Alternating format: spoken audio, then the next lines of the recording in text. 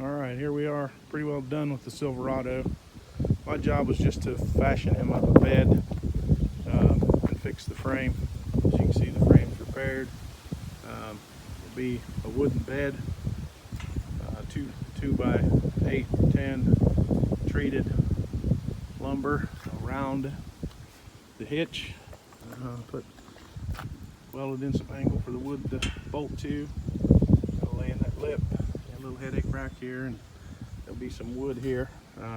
Could have built it more elaborate, but he is wanting to leave this open.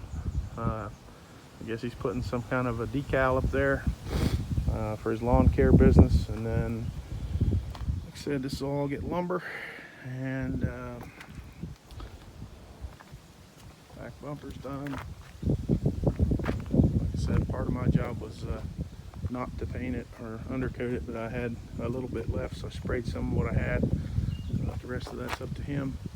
I'm pretty well done with it. Didn't turn out too bad. It's just a basic cheap bed. He's on a budget, and the truck's got a bunch of miles on it.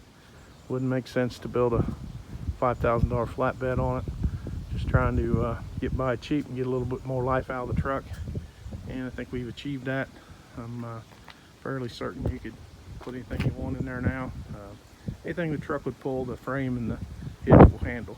So call this one done, and help my buddy Mike out and put him back on the road. He's got other trucks, but this is one of his work trucks. So done with this one, and probably gonna start on the diesel Dakota again, and we might get the old dump truck ready and paint it soon. So stay tuned.